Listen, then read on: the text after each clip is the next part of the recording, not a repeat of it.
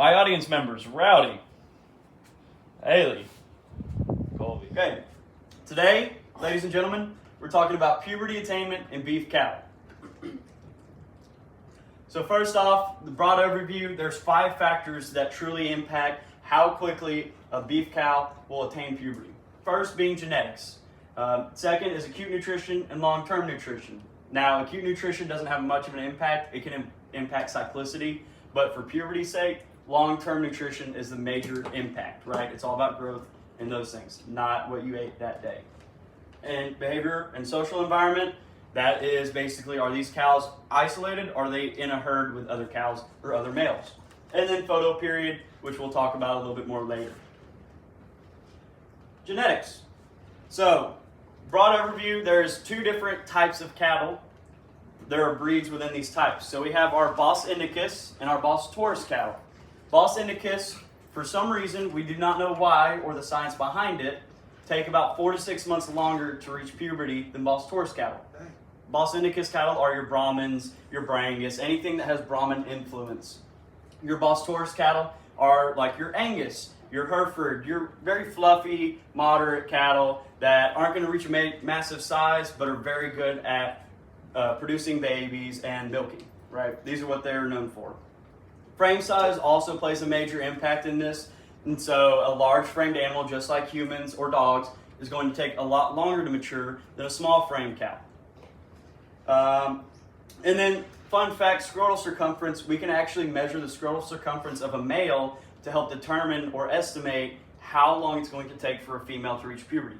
The reason being, they share the same genetics that determine scrotal circumference and how fast a female develops. And so that's a little fun fact, but we do actually use that in production. Nutrition. Obviously, everyone knows that nutrition plays a major and important role in development, especially when it comes to puberty. So we look at nutrition a few different ways. The main thing that y'all need to know is there are kind of 3 feeding programs, general feeding programs we use when looking at nutrition and future calf prices. So if future calf prices are high, we really want more cows to sell, okay? And so we're going to overfeed our cattle. Not a lot, we're not going to make them fat, but if we overfeed and exceed their nutritional requirement, they will grow much faster and their average daily gain will increase. We can use a moderate system where we feed them about what they're required, what they need for maintenance and growth. And this is kind of our baseline on how long it takes for an animal to reach puberty.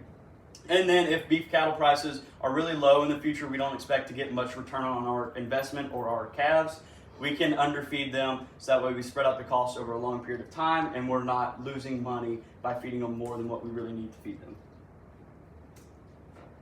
Social environment is an important one. This has to do with pheromones, which are hormones that are produced from animals and are inhaled through the nasal cavity. That's where the receptors are.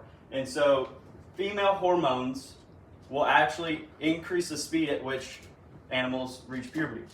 And so a good example of this, if you had twin heifers, one was isolated and one was in a herd full of other heifers, the heifer in the herd will reach puberty much faster than the isolated heifer.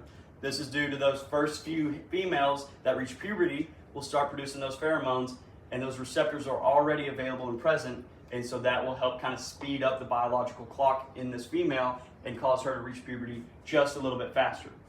The same is important for males. If you have an intact male, and it doesn't have to be close, there can be a fence between them, but close enough to where they can receive those pheromones, they will actually reach puberty a little bit quicker than if they were just in a herd of females, right? Males are not only more potent than female hormones or pheromones, but they actually have an additive effect. So a female isolated by herself will reach puberty much, much longer than a female that is around mature females and males. And so these pheromones play a major and important role in how fast our females are going to reach puberty. Photo period, now this is not for cattle. This is for our other livestock species like sheep and goats and horses, but they are seasonal breeders. And what this means is that their cycles are controlled by melanin.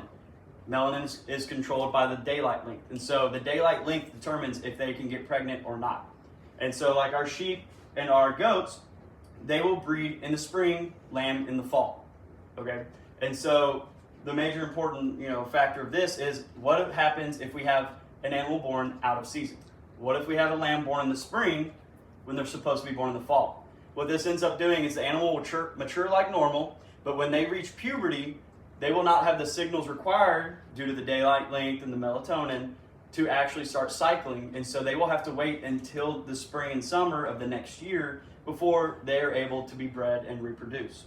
And this plays a major role for our producers who might be trying to mix up when they're having calves or lambs and spread it out throughout the year rather than just having one massive lamb crop once a year. This plays a major role in knowing and understanding that and how to fix that.